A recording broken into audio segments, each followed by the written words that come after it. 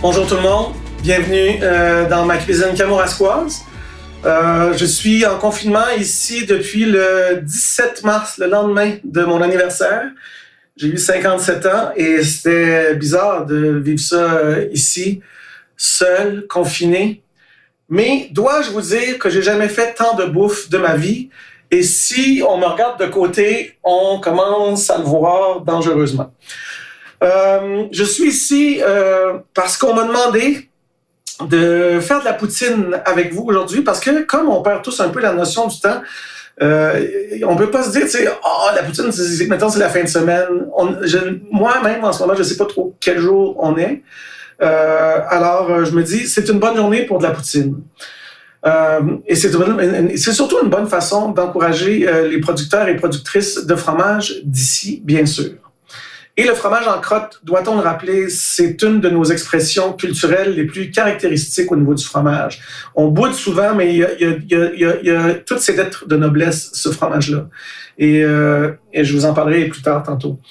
La poutine que je vous propose de faire aujourd'hui, c'est une poutine d'inspiration méditerranéenne. Ouais, ça va être dur à dire sans bafouiller.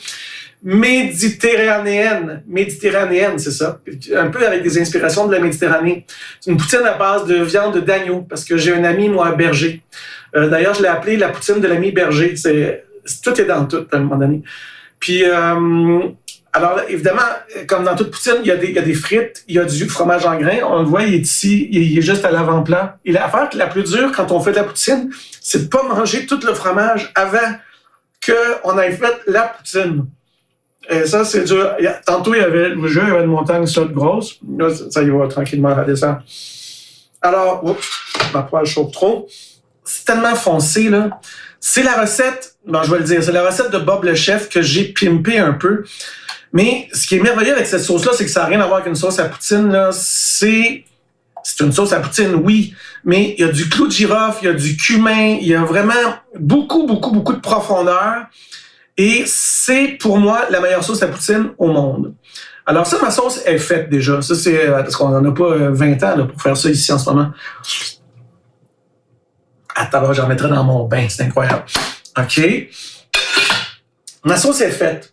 Mes frites, elles sont là. Je les ai faites frire avant parce que c'est... Tu sais, des frites parfaites, c'est 2 fritures. Une première friture à 350 pendant 5 minutes. Ensuite, ça, t'es fait reposer. Il y a du trempage aussi avant. Il faut que tu fasses tremper tes frites pendant 4-5 heures.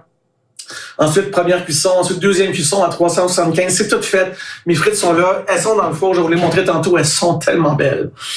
Alors, ce que je vais vous montrer à faire en ce moment, c'est la garniture de viande. Parce que c'est là que toute la poutine prend son expression et sa caractéristique avec cette magnifique sauce. Vraiment torquée, là. Alors, je vais mettre de l'huile d'olive dans mon... dans un poêlon. Un poêlon, là, l'important, c'est qu'il y a un rebord, parce que sinon, on appelle ça une assiette. OK? Fait que ça, c'est un poêlon. Je vais bien faire chauffer mon huile, mais pas trop. Je veux pas trop qu'elle fume, surtout que c'est de l'huile d'olive, puis on sait que le point de fumage de l'huile d'olive est assez bas, fait qu'on voudrait pas qu'elle prenne un goût âcre. Et là, j'ai ici, le voyez-vous? J'ai ici des échalotes grises. Alors, je vais pitcher mes échalotes grises dans l'huile. Et là, je vais les faire revenir à feu doux. Alors, j'ai baissé mon feu. Là. Je l'ai baissé là, à... Moi, c'est écrit à 5. Je sais pas si vous avez vu le film Spinal Tap. Le gars, il montait son ampli à 11. Moi, je le mets à 5. OK? Ouais, c'est ça. Vous allez remarquer que je ne bois pas de vin parce qu'une de mes résolutions, à partir d'aujourd'hui, là, ça fait un mois quasiment que je suis en confinement et que je bois trop. Et je remarque que c'est comme ça chez beaucoup de gens. Et là, à partir d'aujourd'hui, avec cette capsule, je commence une période d'abstinence. Fait que là, en ce moment, j'ai de l'eau avec du jus de canneberge dedans parce que c'est bon pour la prostate des hommes de mon âge. Je l'ai fait dorer juste un petit peu. J'aime ça qu'ils prennent une certaine couleur quand même. Juste une petite caramélisation. Dans ce plat, voyez-vous, j'ai de la viande d'agneau. Dans laquelle viande d'agneau qui est à température de la pièce, là, qui est sortie depuis environ 1 heure. Dans cette viande d'agneau-là, j'ai mis du sumac. Du sumac, là, c'est ça. C'est du sumac. Si je le penche comme ça, le voyez-vous? Vous le voyez, ça, c'est du sumac. J'ai mis aussi du cumin entier, des graines de cumin. On les voit ici, les graines de cumin, elles tombent comme ça sent tellement bon, de cumin, OK? J'ai mis de la cardamome, mais c'est-à-dire, je vais mettre de la cardamome. En fait, j'ai pris des graines de cardamome, là, comme celle-là, comme celle que je te montre ici dans ma main à la maison. Tu la vois-tu? Oui, tu la vois, d'accord, cher public. J'ai écrasé ces graines de cumin-là pour en sortir les petites graines noires. Fait que là, j'ai des petites graines noires dans la main, tu les verras peut-être jamais de ta vie, mais il faut que tu me crois sur parole. J'ai des petites graines du cumin. Ça, je vais les mettre dans ma poêle comme ça. OK? Oh là, ça c'est beau, là. C'est beau sans bon sens. Oh, l'odeur! L'odeur de la graine de coriandre, pas de coriandre, mais de cardamome qui cuit, c'est incroyable. Ma viande à température pièce, viande d'agneau haché de l'ami berger, mon ami berger, qui est de l'agneau élevé en pâturage, là, qui mange juste du fourrage. Bien là, je vais faire cuire cette viande-là avec mes petites échalotes grises qui ont bien caramélisé. D'habitude, il y a toujours de la musique quand je fais ça. Et là, je me disais, vous ne m'entendrez pas parler, puis c'est sûr que je pourrais chanter. Pendant ce temps-là, je pourrais chanter. Mais je ne chanterai pas. Pas tout de suite. Je veux pas que ça fasse une boulette, là. Je veux que ça fasse des petits morceaux. Fait que je l'égrène comme il faut. Puis là, je vais la saler poivrer.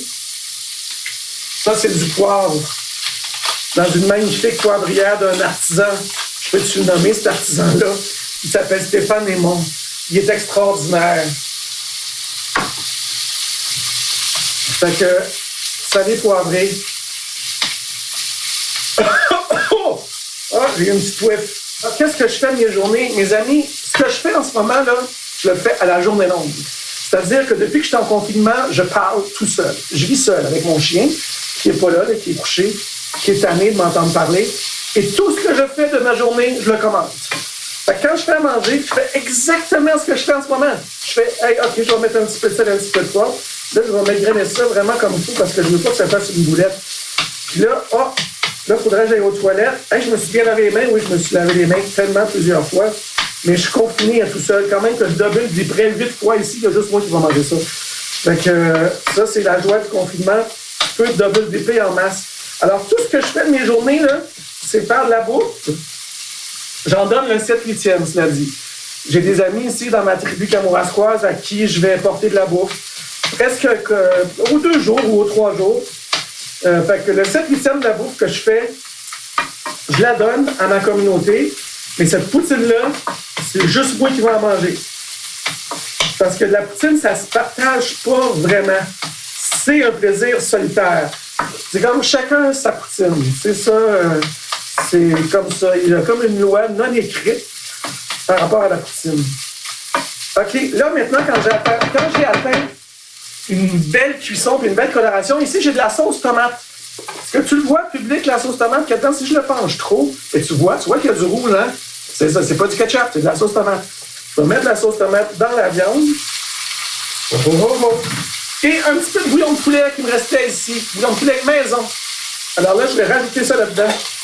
Et là, je vais bien mélanger. Et dire, mais ça va être extraordinaire. Oui, c'est ça. C'est exactement ça. Et ça, je vais amener ça à sec.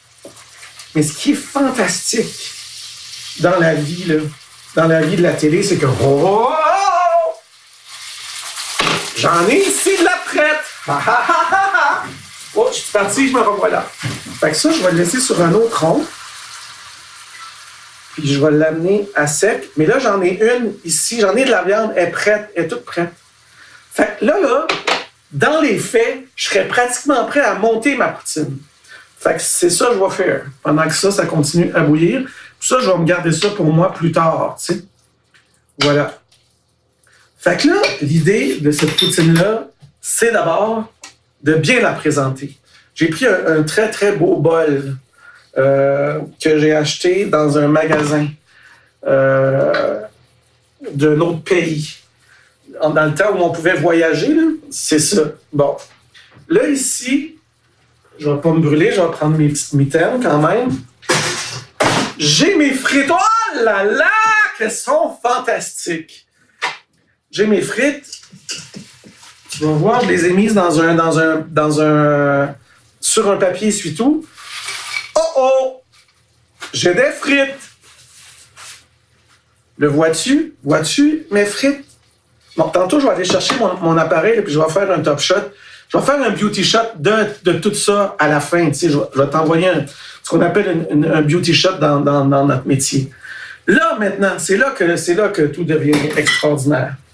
C'est que je vais prendre ma viande. OK, je reviens.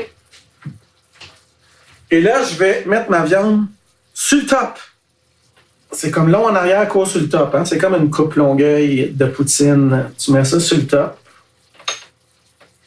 Oh, oh, oh, oh, oh. Ensuite, le fromage d'ici, que je vais saupoudrer un peu partout. Oh mon Dieu Seigneur, que c'est pas humain comme ça va être bon. OK. Est-ce qu'il y a des gens en ce moment qui ont des sensations comme intimes quand ils voient ça, puis ça fait comme... C'est presque proche d'un plaisir autre, sensuel. Il y a de la sensualité là-dedans. C'est bien sûr. Ça va être tellement bon. Puis là, le finishing touch, la sauce. Là, je vais prendre ma sauce, puis là, je vais en verser direct. Moi, il n'y a pas de fluff là. Allez, la sauce. Allez, la sauce, sa poutine. Étorieux. OK, puis maison, c'est pas de longueur. Je vais m'en garder pour ma deuxième poutine, par exemple. OK. Ça, c'est fait. Maintenant, là, ingrédients, je t'en avais pas parlé, mais j'ai ici des algues déshydratées. C'est de la, je vais te le dire comment ça s'appelle, je vais te le dire tout de suite, je l'ai. C'est de la dulce. C'est de la dulce québécoise qui a été cueillie dans la région du Kamouraska. Et là, je vais saupoudrer un peu de cette algue séchée sur le dessus de ma poutine.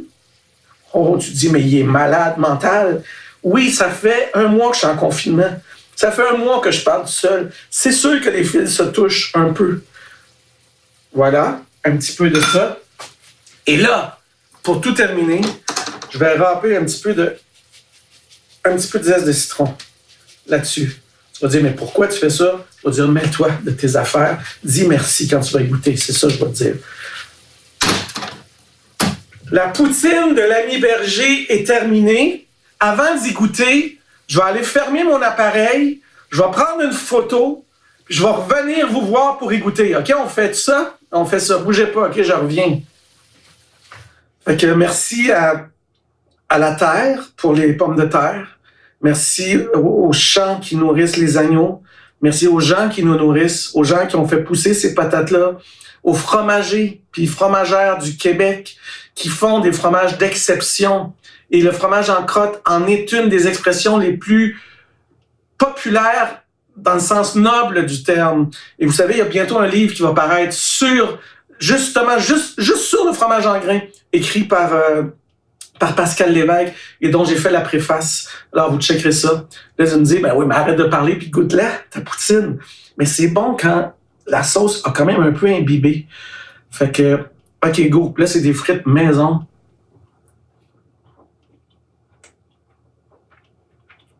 Oh, mes amis. Oh, tabarouette. Oh là là. Puis le petit swing de zeste de citron, allez-y allègrement.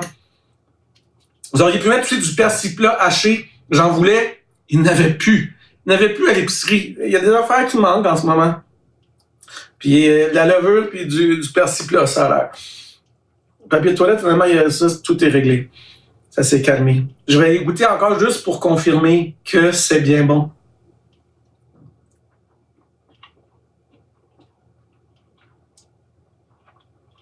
Incroyable. Je vais mettre un petit peu plus d'algues. Vraiment. Juste un peu plus. Là, avec cette différence, je vais prendre une dernière bouchée. Hey, je salue aussi mes autres partenaires dans l'aventure de la poutine. La poutine, ça peut se manger n'importe quand. Avec Midi, Mélanie, Mariana, bonne chance pour topper ça parce que ça, c'est quand même incroyable.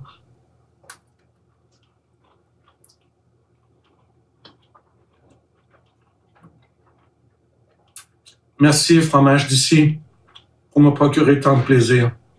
J'espère que vous aurez du plaisir à la reproduire, à la faire.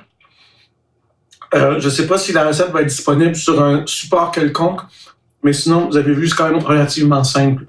Puis la recette de sauce, c'est la recette de sauce de Bob le chef. Ça se trouve sur tous les internets.